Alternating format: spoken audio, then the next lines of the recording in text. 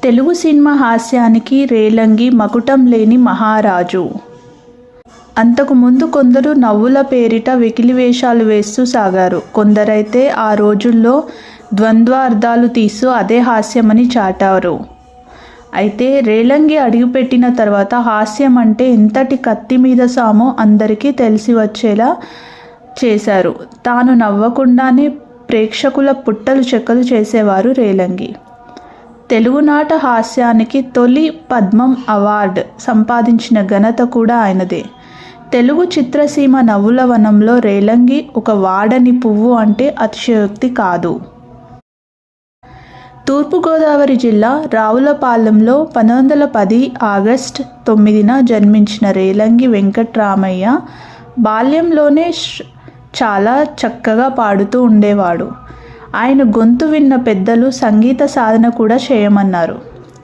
హరికథలు చెప్పడంలో ప్రావీణ్యం సంపాదించాడు. అలాగే హార్మోనియం వాయించడంలో కూడా దిట్ట అని చెప్పుకోవచ్చు. ఆ రోజుల్లో నాటకాల్లో నటించడానికి రూపంతో పాటు గాత్రం, కాసింత సంగీతం కూడా ఎంతో అవసరం. రేలంగికి అవి పుష్కలంగా ఉండడంతో ఇట్టే నాటక రంగంలో దిట్టగా నిలిచాడు. 1935లో సి. పుల్లయ్య తెరకెక్కించిన శ్రీకృష్ణ తులాభారంలో శ్రీకృష్ణుని చెలికాడు వసంతయ్యగా నటించి నవ్వులు పూయించాడు. సి. పుల్లయ్య చిత్రాల్లో నటిస్తూనే ఆయన సినిమాలకు ప్రొడక్షన్ మేనేజర్గా కూడా ఉన్నారు రేలంగి. పుల్లయ్య దర్శకత్వంలో రూపొందించిన గొల్లభామ ఆ రోజుల్లో మంచి విజయం సాధించింది. ఇందులో రేలంగి పాత్ర జనం మన్ననలు పొందింది. ఇక రేలంగి మరి వెనుతిరిగి చూసుకోకుండా నటలో సాగిపోయారు. సొంతంగా పాడుతూ తనదైన అభినయంతో ఆకట్టుకుంటూ సాగారు.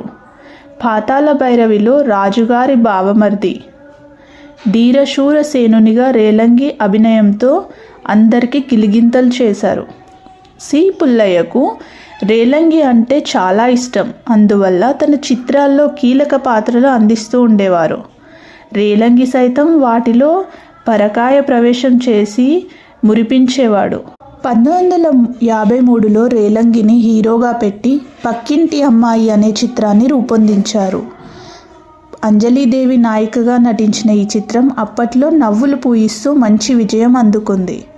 గుణసుందరి కథలోని కాలమతి, మన దేశంలోని పోలీస్ వెంకటస్వామి, పాతాళ భైరవిలో రాజుగారి బామ్మర్ది, రాజు పేదాలో సుధీర్, మిస్సమ్మలో దేవయ్య, రోజులు మారాయిలో పోలయ్య, మాయాబజార్లో లక్ష్మణ కుమారుడు, అప్పు చేసి పప్పుకుడులో భజగోవిందం, జగదేక వీరుని కథలో రెండు చింతలు, లవకుశలో తిప్పడు, నర్తనశాలలో ఉత్తర కుమారుడు వంటి పాత్రల్లో రేలంగి అభినయం చూసిన తర్వాత మరొకరిని మనం ఊహించుకోలేం.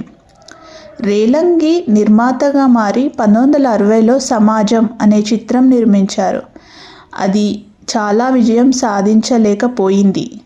తాడేపల్లిగూడెంలో రేలంగి థియేటర్ను నిర్మించారు. 1970లో రేలంగికి పద్మశ్రీ పురస్కారం లభించింది. చివరి దాకా రేలంగి నవ్వుల పువ్వులు పూయిస్తూనే సాగారు. ఇప్పుడున్న నవతరం సైతం రేలంగి హాస్యాభినయం చూసి మురిసిపోతుంది. ఇదండి ఈరోజు ఒక గొప్ప వ్యక్తి గురించి తెలుసుకుందాం. ఇలాంటి వీడియోల కోసం ప్లీజ్ సబ్స్క్రైబ్ మై ఛానల్.